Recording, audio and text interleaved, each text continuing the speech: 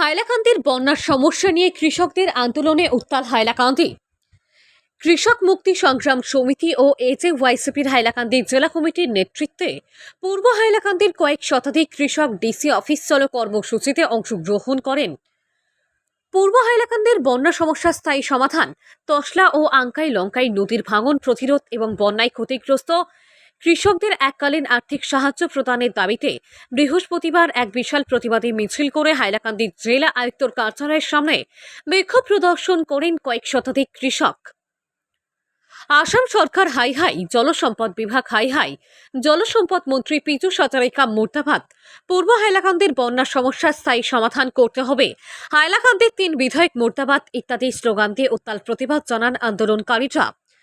জেলা আয়ুক্তর কার্যালয়ের সামনে দীর্ঘ সময় বিক্ষোভ প্রতিবাদ করার পর অবশেষে অতিরিক্ত জেলা আয়ুক্ত অমিত পারবৌচা এসে তাদের দাবি সম্বলিত স্মারকপত্র সমঝিয়ে জেলা আয়ুক্তর সঙ্গে এই বিষয়ে আলোচনা করবেন বলে আশ্বাস দিলে আন্দোলন প্রত্যাহার করা হয়।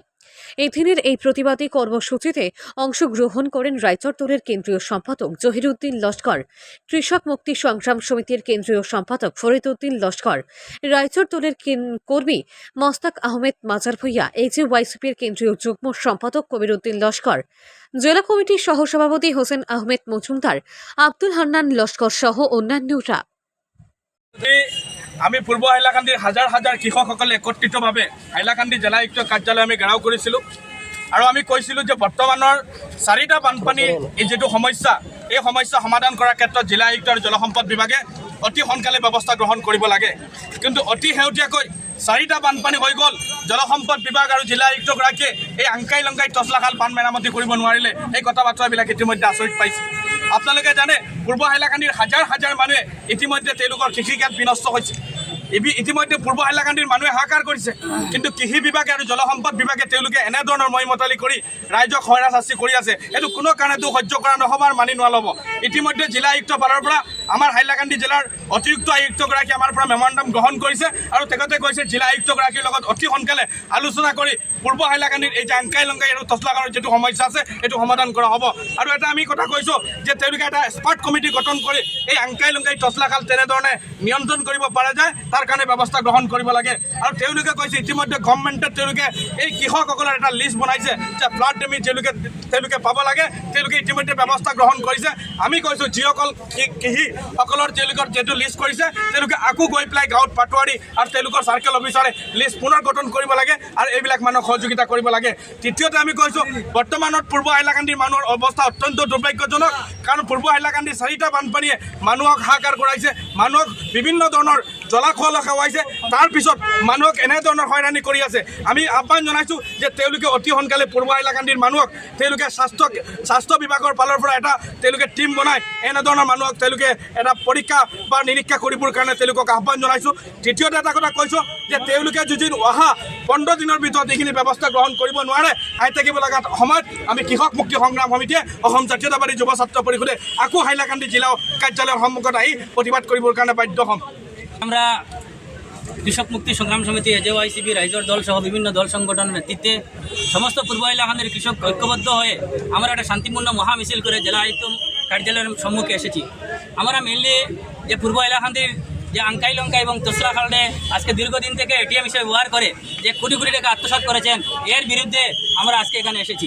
আজকে আমরা দেখেছি যে তসলা এবং আংকাই লঙ্কার বাঁধ স্থায়ী নির্মাণ করার না কারণে আজকে মিজোরামে বৃষ্টি হয়েছে, পূর্ব হাইলাকান্দির সমস্ত পূর্ব হাইলাকান্দির মানুষ জলে প্লাবিত হয়েছে। হাজার হাজার কৃষি জমি, হেক্টর জমি কৃষিক্ষেত্র নষ্ট হয়েছে, হাজার হাজার পরিবার, প্রায় 15,000 পরিবার ক্ষতিগ্রস্ত হয়েছে। কিন্তু এটার ব্যাপারে জেলা প্রশাসনের তরফ থেকে, ফ্লাড কন্ট্রোল ডিপার্টমেন্টের তরফ থেকে, হাইলাকান্দির 3 জন জনপ্রতিনিধির তরফ থেকে কোনো ব্যবস্থা নেওয়া হয়নি। তাই বাধ্য হয়ে আজকে আমরা আন্দোলনে যেতে বাধ্য হয়েছি। আজকে আমরা জেলা আয়ুক্ত কার্যালয়ের সম্মুখে যখন আন্দোলন নিয়ে এসেছিলাম তখন অতিরিক্ত জেলা আয়ুক্ত মহোদয় আমাদের এসে আমার যে 5টা ডিমান্ড, আমরা প্রথম ডিমান্ড দিয়েছি যে আপাতত হিসেবে তসলা এবং আংকাই লঙ্কার বাঁধ অতি সত্বর যাতে নির্মাণ করা হয় এবং আংকাই লঙ্কা এবং তসলাখালের স্থায়ী সমাধানের দাবিতে একটা এক্সপার্ট কমিটি যাতে গঠন করা হয়, আমরা এই 2 নম্বর ডিমান্ড আমরা দিয়েছি। 3 নম্বর ডিমান্ড দিয়েছি যে পূর্ব হাইলাকান্দির মানুষ আজকে অনেক কৃষক, হাজার হাজার কৃষক ক্ষতিগ্রস্ত হয়েছে। আজকে অনেক গবাদি পশু পশু খাদ্য পাচ্ছে না।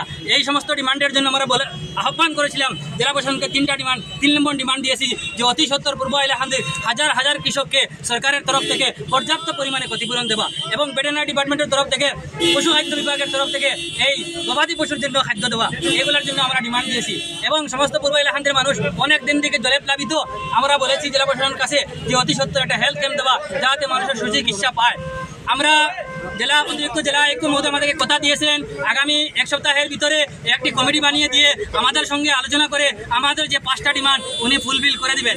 যদি আগামী এক সপ্তাহের ভিতরে বিডিং করে পূর্ব হাইলাকান্দির কৃষকের স্বার্থে এই ডিমান্ডগুলো যদি ফুলফিল করে না হয়, এক সপ্তাহের পর হাইলাকান্দি জেলা আয়ুক্তর কার্যালয়ের সম্মুখে পূর্ব হাইলাকান্দির হাজার হাজার কৃষককে নিয়ে আমরা অমরণ অনশনে বসতে বাধ্য হব। আমরা আশা করেছি হাইলাকান্দি জেলা আয়ুক্ত মহোদয় অতি সত্বর এই আঙ্কাই এবং দোসলাখানের বাঁধ নির্মাণ করবেন এবং একটা এক্সপার্ট কমিটি বানিয়ে দেবেন। পূর্ব হাইলাকান্দির মানুষকে সরকারি তরফ থেকে ক্ষতিগ্রস্ত কৃষকদেরকে আর্থিক ক্ষতিপূরণ দেবেন, এটাই আমরা আশা করেছি। যদি আগামী এক সপ্তাহের ভিতরে আমাদের এই ডিমান্ড ফুলফিল না হয়, এক সপ্তাহের পর বৃহৎ আন্দোলন গড়ে তোলা হবে।